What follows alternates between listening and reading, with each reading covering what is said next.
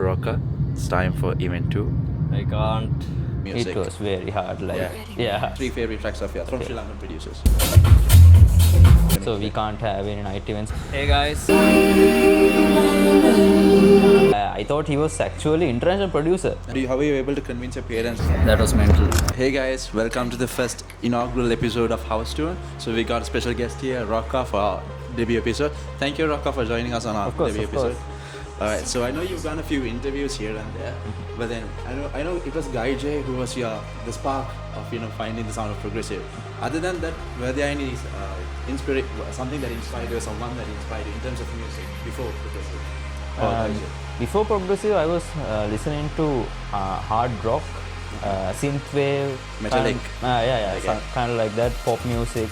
Then I transitioned into house music, which more was my playing field. I like the groove and I like the hype that brings to the music, with the music. And later on, moved to tech house, then techno, then progressive. Okay.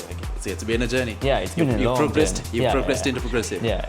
Alright, so how do you explain or distinguish the sound of progressive to someone who's never heard progressive? If they were to ask you, what is progressive, how would you explain them without them listening to your track? I would say it's like a flow. It's like you have to experience it at least once in your life. So you should know what progressive house is like. Like there are so many genres out there, like what I said, pop, synthwave, hard rock. There's so many genres out there, even with the house genre. But people find it very hard to find what they are into because there are so many genres out there. So I feel like progressive house is like a home for everyone who is like welcome. Whoever listens to it, they will be welcome to it as a home, and they will stick to it. That's a good explanation. That's a good explanation. So Kyoto has been a very big influence as far as your career is concerned. So how did you come across him, and then what's the impact that he had on your music career?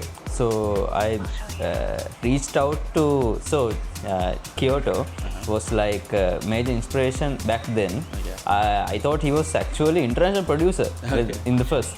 Afterwards I reached out, I found his Instagram account, I reached out to him, I told your music is superb and I want to learn music from him. At the time he was starting to get into the academy side, trying to teach people. So I was right at the right time at the right place. So he took me under his wing and we started. He had the Kyoto production sessions V3, I remember, and I was part of it. There were so many other people. This is during Corona, so everything started from there. Lockdown memories. Yeah. It was nice. So how would you like to describe the experience of being in craft as a member, as a producer, and as a DJ? Yeah, it has been a long journey, and it's been a great journey. Since the start, we didn't know how the road would be. Jesse started this as his own solo journey to release music under craft. It later down became like an agency, and I was a part of it. Now it's way more than that. It's an academy, it's a brand, it's like a lifestyle thing. People look up for it, Definitely. And we are trying its own events. So we are trying to, even with the releases, we are trying to take our time giving something memorable for the consumer, the viewer. And we are always trying to make sure that the craft name will go into higher places, rather than in Sri Lanka, we're trying to move out to international places like Dubai, Australia, Canada, so many places. We are trying to go globally this year. I think there was already a B3B with you, Kyoto, and we in had Dubai, one in Dubai. How was the experience? It was nice. It was our first international tour. It was a craft showcase, if I'm not mistaken. It was a craft showcase, together. Okay, and in addition to that, how would you say, you come from a conservative Sri Lankan family. How was it, how were you able to convince your parents that you're pursuing a full-time career in music? It was very hard, But once you show them once you show them with the grind, there comes results. They will anyways help you out too. But you have to show them the grind, Absolutely. You have to grind it out all the way. At least if you're in the producer space, you have to make a lot of music, get to that level, and afterwards when you show that everything will fall into place and everything will connect to you. Okay, that's nice.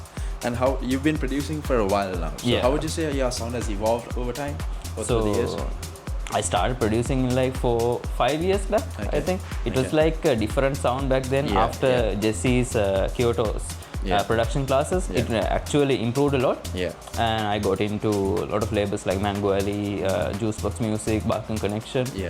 And up until now, I feel like I've been transitioning to a different sound lately, like bit more dark, a bit more melodic, bit more light. It's always been dark, if I'm being very honest. But I'm trying to do something different, different approach rather than like progressive house these days. Conventional sound. Progressive house these days are like all the same kind of a vibe, we are trying to like evolve that sound into something else so everyone can listen to it and be like, oh shit, it's a nice track, but fresh even elements. Fresh elements, even after like 1 year or 2 years they will be listen back to it and be like, oh shit, that was a good track back then. It's still good, So I know you have a lot of EPs and a lot of releases, but personally, what would you say is your favorite EP so far?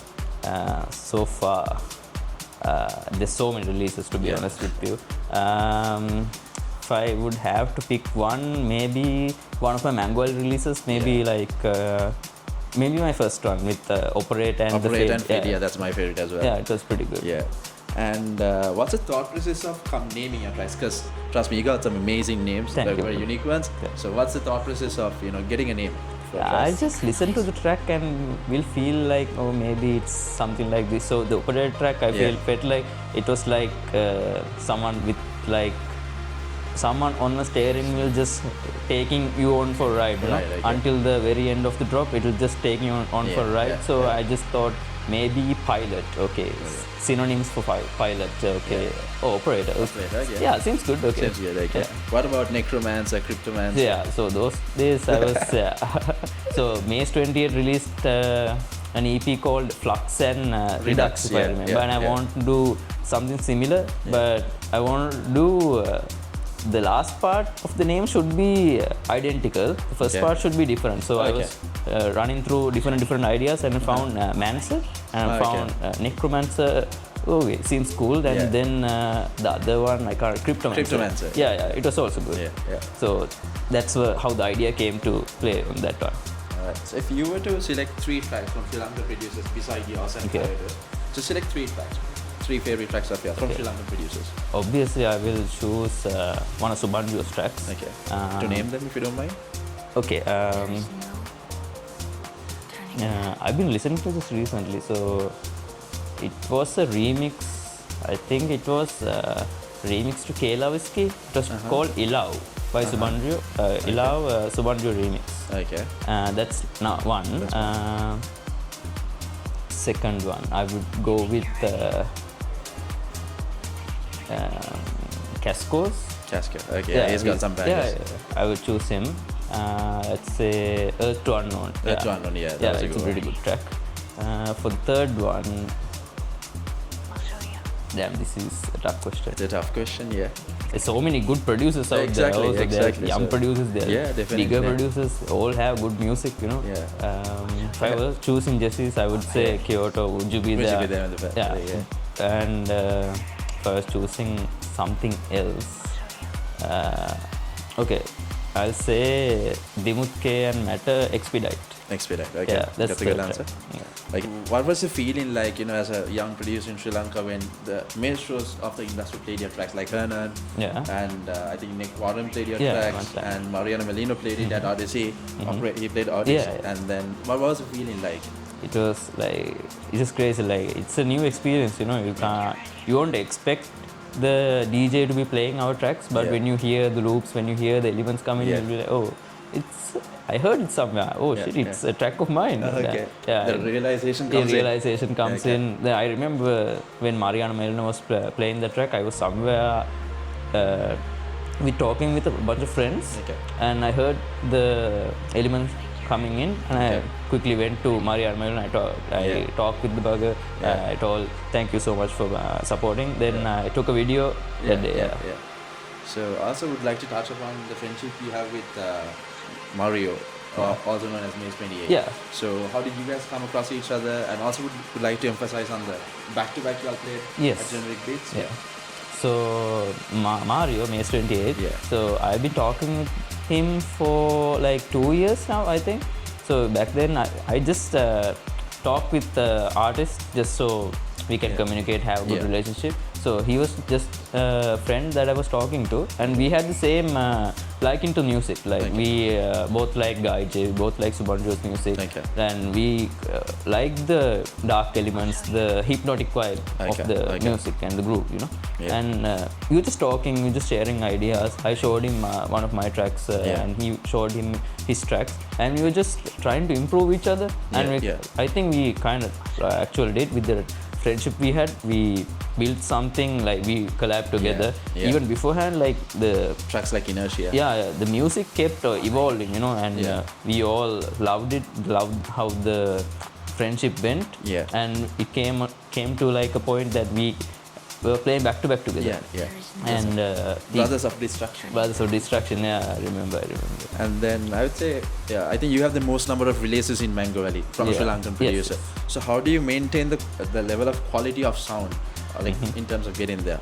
So it's regardless, like you told me that your sound has been evolving as well. But regardless, you kept on, consistently reaching this level of standard. How do you maintain that? So it's just trying to think outside the box. Like every producer out there, like even there when they're making music, everyone is liking to one certain style, right? Let's say he was listening to Argentinian producers, they were listening, they were trying to go for that sound. If they were listening to Australian producers, they were going for that sound, you know. But we need to always think like, okay, what if two styles come together, like Sri Lankan style, maybe Argentinian, maybe Australian, all together, we'll create something new. The fusion, you know. And we have to always think like there's always a boundary out there, you know. When you're making music, we need to always think about how to break that boundary so people can get to the next level. Like other people will also listen to the music and we will like, oh shit, this is something new, something you have heard before in maybe different genres, maybe reapplying to progressive house.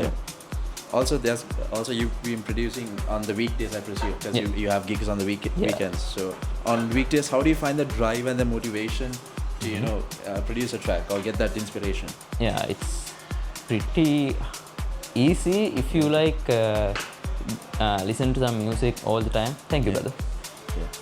All the time, and try to be consistent. Like you have to produce all the time, at least like 1 hour or 2 every day, so you can keep the rhythm alive, keep the groove alive, so you get more ideas. So I have like a scene where when I'm producing, if I be consistent, like if I produce 1 hour maybe or 2, I will get more ideas in that 2 hours to add more stuff in, let's say. So it's a process. It's a process, like if you like thinking of one certain sound, one certain element, and you are thinking of how to modulate that, you will get like so many ideas.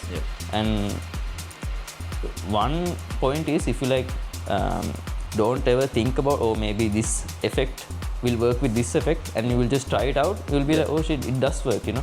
Like you have to like always do something different to find out what will happen, you know. So besides music, are there any other people or things that you'd like to owe your success to? I would say my family, the friends that I have who are supporting me even right now. Kyoto, who has been supporting me since those days, since the start. The agency, and all the fans out there who always supported me throughout, and it's because of you guys that's I'm still going strong. And what are the challenges you feel as an industry what we face when we are competing against Argentina or the heavyweights or in Australia? What are the challenges we tend to encounter? So I would say in Sri Lanka there's obviously the problem with the night events right now. So we can't have any night events after 1 o'clock or 11 o'clock, if I remember correctly. So that's a big issue. So majority of the events right now, it's day parties. But we are transitioning into a new age, like electronic music and music. The music industry has evolved so much that Sri Lanka is like hotspot for all major music events. Like geographically, we are placed in a way where everyone can travel. Everyone can travel. Everyone can join. and it's not just progressive house, techno, even Afro house, even pop, every genre. I heard like Kashmir is coming, Alan Walker is coming, and it's gonna be a huge milestone for Sri Lanka.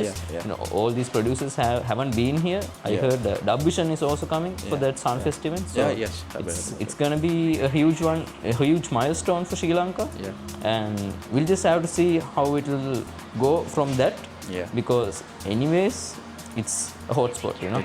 Every artist should come here and play here and experience the vibe in Sri Lanka, because it's a must. So I'd like to divert the conversation into construction, which has been a new venture. So how do you present yourself as a teacher, and also how do you differentiate yourself as a DJ, as a producer and a DJ now? So mentoring has been a big part of my life since last year. I've been coaching a lot of students for the past year, trying to get their sound right. So for the V3 batch, we got 3 students who are like really good. Like we have, to name them, it's KMI, it's Loki and Kenzo SL. And I presume they already have releases? Okay. So all these guys have releases in some of the majority labels like Sin City, Future Avenue, Sound Avenue also. So they're doing good. Like their sound is really improving, and I feel like they learned a lot from the course, and I feel like with that, I feel like I'm doing something right also. Like the music is going somewhere, and they are learning something too. It's just, we are just teaching the basics. We're just teaching the same old structure that progressive house is, but adding our own twist to it. But it works. Like the results show that it works, and the students are making sure they make you proud. Obviously. So there are other institutions that do production classes as well. So how do you think craft or construction per se, distinguishes themselves from other production classes? So our classes are all online. It's via Zoom. So the student can join. Like he doesn't have to be in Sri Lanka, so he can be anywhere abroad. He can still join us, and we'll make sure we'll get the set timings right, so that person can join, and that's one differentiation. The other differentiation is just our styles. We present a different type of music. I don't think it's progressive house per se. It's like a mix of all genres. I would say it's deep house, kind of like melodic house, kind of like progressive house, kind of like techno, but it's just music, But that's what makes it different, because all the genres out there are like pretty the same thing, But we are trying to do something different, so that's why I think people want to approach us to do keeping it underground as well. Exactly, and that's why they want to approach us, learn more stuff from us. That's why we want to mentor them as well. So how do you advise a young producer on selecting the right software, whether they like to use Ableton, FL Studio, or even Cubase per se? How would you advise them? So I would say you can go with anything. I started with FL Studio. I try to dabble with Ableton as well these few days, but I use FL Studio and Ableton. It's the same thing. Like I would say, if it's a DAW, that's the same thing. It's the same processing, same everything. You just need to have your mindset into getting into music production. If you have that right mindset, if you have the drive, just go for it. It doesn't matter if you are going with FL Studio or Ableton. It's just the drive you have. Just go for it. Also, are the registrations open for the new semester? How you'd like to tell the audience about it? So we started registration process just now. We'll be finishing it, finalizing it in like 2 weeks. Afterwards, it's just going through and just making sure all the students are learning music. Will be consistent, and we'll make sure all of them are making good music. Alright guys, now we'll be going to the this and that segment of our podcast, and I'll see you there. Alright guys, we're here with Rockka for our this and that segment. So Rockka, a 3 hours closing set at an ADE party or an opening set at Argentina Via Lost? 3 hours closing at AD. Alright, dropping an unreleased ID and watch people lose it, or play a known mag and get safe reactions? I would say unreleased ID. Okay, Frangore or Konako? Frangore. A 6 p.m. nocturne set by the beach or a warehouse peak set? I would say 6 p.m. set at the beach. Okay. Collab with a well-known producer or mentor a new Sri Lankan producer? I would say mentor a new student. Okay. Warm up to a headliner or a peak set at the after? Warm up to the headliner. Okay. Play for 50 people who knows progressive or 500 people who does not know progressive? 50 people who knows progressive. Okay. Kottu at 3 a.m. after a gig or a home cooked meal? I would say home cooked meal. Okay. TikTok or Instagram? Instagram. Cod or Cod. That's about it. Thanks for your time. Cheers. Hi guys, so we are back after this and that segment, and we got some final questions to ask you, Rockka, to wind up things here. Okay. So, are there any changes that you'd like to see in the industry as a whole in terms of going to the future? I would say Sri Lanka would be like a hub for all the music events, music industrial events here, because it's growing so much. I would say in like 1 year it will be massive. Yeah. In like 2 years it will be even more massive. Yeah. So we'll hope for the future. Yeah. Any advice on you'd like to give to the young producers or DJs coming up? I would say just be consistent in your work and just keep working through, and it'll pay off. Okay. Trust the process. So Rockka, what's next for you as a producer and a DJ? What are any upcoming releases? So I have some releases coming, more collaborations coming with Argentinian producers and a lot of more producers. My plan is just focus on getting my music right and trying to be consistent with the sound and trying to improve all the students who are joining with Craft Academy, so they also can improve further on. Alright Rockka, that's about it from us, and thank you for joining us. For sure. Hope to see you soon. Alright guys, we'll be taking you on a journey with Rockka, on a behind the scenes journey where he'll be playing 3 gigs on a span of 24 hours. And just stay tuned. Hey guys, getting ready for the first event of the day. It's gonna be a super hectic day. So I have 3 events for the whole weekend. The first event is with Alpha. It's a back-to-back. We're playing at 7:30. So let's get cooking. Are you guys ready for our little brunch? Because We're gonna kill it. So we are almost here. Let's get into it.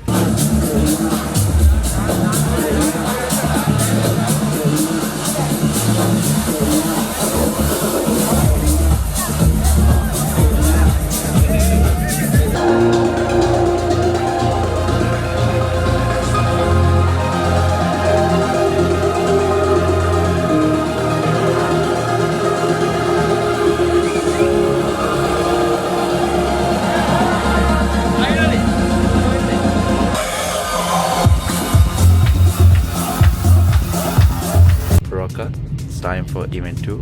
I can't. Come on, G. I can't. We're on the way. So Rockka's on the way for next gen. Hey guys, event 1 is done now. Now it's time for event 2. Hey guys, we're here for the second event. Next gen, back-to-back theory. Let's get into it. Yo, are you ready?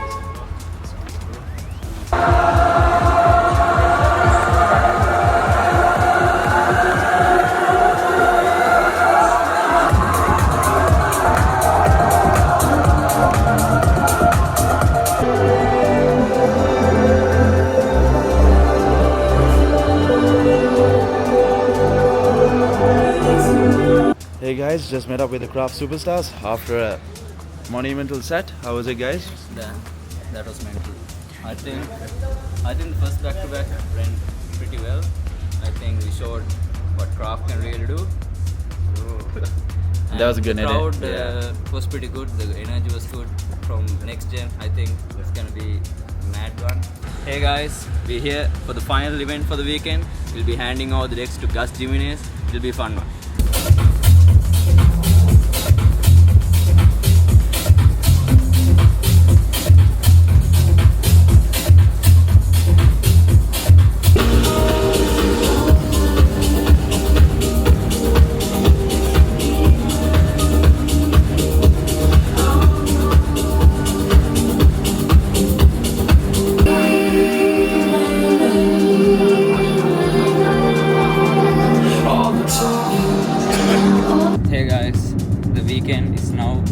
over, and what a weekend it was. We played in 3 events in 2 days. We played in Mirissa, Colombo, and we finished off at Gus Jimenez. I handed over the decks to him, and it was nice. Like, the crowd was there, the energy was there. I think the weekend was just massive, and way to finish it off.